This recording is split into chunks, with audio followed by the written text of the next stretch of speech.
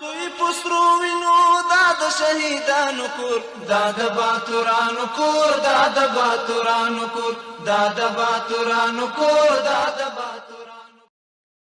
د بخښونکي او مهربانه رب په سپېڅلي نامه نن پنجشنبه د 1403 هجري لمریز کال د تلې میزان میاشتې 26مه نیټه ده. زه فهیم الله افغان یم. پام وکړئ د میدان وردګو ملي تلویزیون څخه د دې مهال خبرونو ته. پکتیکا ته د سرحدونو قومونو او قبایلو چارو مرستیال وزیر د سفر په ترڅ کې د نظام د ثبات د ولسونو د یووالي او انسجام غونډه ترسره کړه چې د دیني علماو او قومي مشرانو ترڅنګ د ملکي او نظامي برخې استازي یې ګډونوال وو. نورحال له پکتیکا نه د زمزم په راپور کې.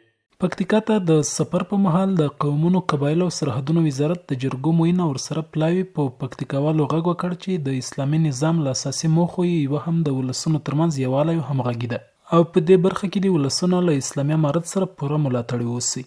دا تاسو مسؤلیت جوړیږي. مشرانو د قوم د پکتیکا الحمدلله د ګوټ ګوټ نن دلته نمایندګان راغلي یاستئ. دا ستاسو مسؤلیت او د اسلامي نظامو د اسلامي امیر غوښتنه تاسو نه ده چې د مسلمانانو تر مابین تاسو جوړې راولئ. د امیر المؤمنین حفظه الله لخوا نه دا د تاسو ته حکم ده چې تاسو د دغو مسلمانانو په مابین کې بدلې دا په جوړې بدلې کړئ.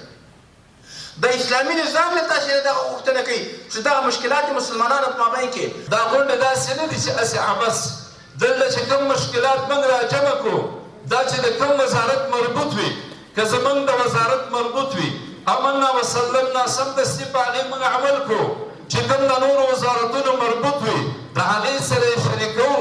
په پکتیکا کې رابلل شوې جرګې ته د پکتیکا دیني علماو او قومي مشرانو د اسلامي نظام سره د ملاتړ ترڅنګ د خپلو سیمو لپاره په بېلابېلو برخو کې خپلې غوښتنې او وړاندیزونه هم شریک کړو.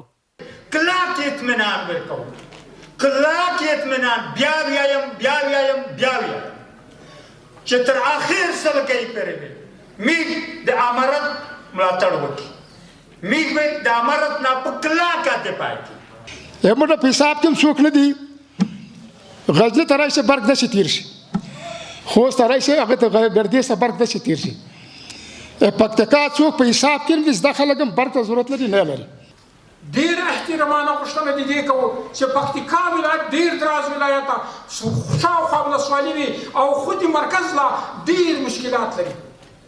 خو چې تر څو د امارت په توان کې کېږي او له موږ سره دا مشکلات حل کړي دا به د موږ لپاره د ډېرې خوشحالي سبب وګرځي. د غونډې په دوام د پکتیکا والي خلکو ته په یاد ولایت کې د پراختیايي پروژو د پلي کېدو ډاډ ورکړ او په دې برخه کې د مشرتابه له هڅو یادوري وکړه. هغه ولسوالۍ چې ولسوالۍ نه لري هغو ته به ولسوالۍ انشاءالله پوره ورجوړې شي. په کومو ولسوالیو کې چې مکاتب نه وي هلته به مکاتب ورته جوړېږي. په کومو ولسوالیو کې چې مدارس نه وي هلته به مدارس ورته جوړېږي. اوس مهال په پکتیکا کې د مرکز په ګډون په ټولو ولسوالیو کې 48 شوراګانې جوړې شوې چې وخت په وخت یې د شخړو په حل کې کوټلي ګامونه اخیستي دي. په کندوز ولایت کې د مرستندویه مؤسسو په همکارۍ د دې ولایت پر کروندګرو د غنمو اصلاح شویو تخمونو او کیمیاوي سرې د ویش لړۍ پیل شوه. د کندوز ولایت د کرنې اوبو لګولو او مالدارۍ ریاست چارواکي وایي ټاکل شوي سږکال د کندوز په کچه څه باندې 15,000 کروندګر د غنمو اصلاح شویو تخمونو او کیمیاوي سرې څخه برخمن شي. د کندوز خان آباد ولسوالۍ بزګران چې د اصلاح شوو تخمونو کیمیاوي سرو ترلاسه کولو په موخه په لیکو کې ولاړ دي. د دغه ولایت د کرنې اوبو لګولو او مالدارۍ ریاست چارواکي وایي د کرنې میکانیزه کولو د بزګرانو لاسنیوي په موخه یې سږکال د کندوز په کچه په څه باندې 15,000 بزګرانو د غنمو اصلاح شوو تخمونو او کیمیاوي سرو د ویش لړۍ پیل کړې.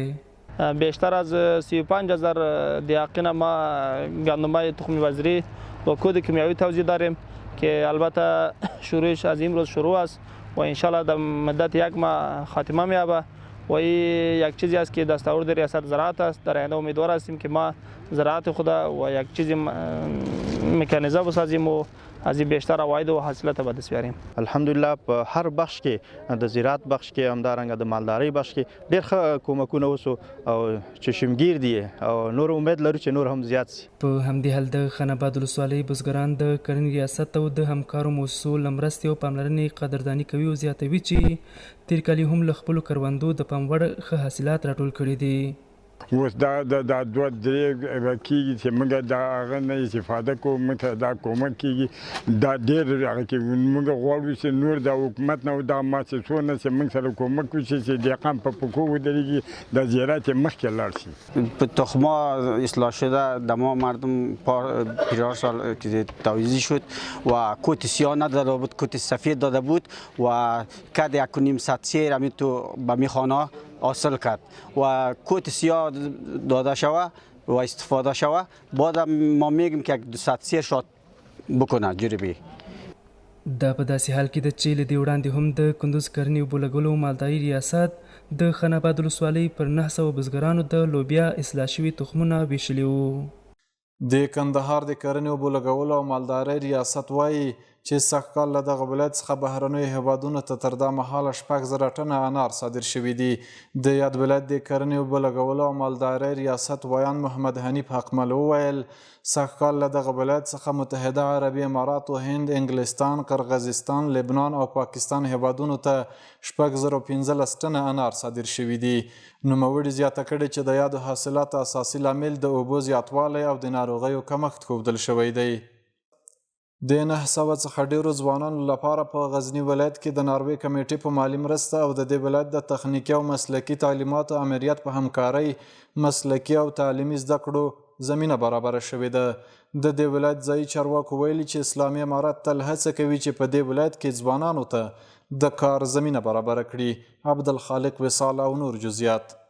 د ځوانانو لپاره د کار برابرولو په موخه د غزني ولایت د تخنیکي او مسلکي تعلیماتو امریت د ناروې کمیټې په مرسته او همکارۍ د 900 څخه ډیرو ځوانانو ته د مسلکي او تعلیمي زده کړو زمینه برابره کړې ده. د دغه ولایت ځایي چارواکي وایي چې اسلامي امارت تل هڅه کوي په دې ولایت کې ځوانانو ته د کار زمینه برابره کړي.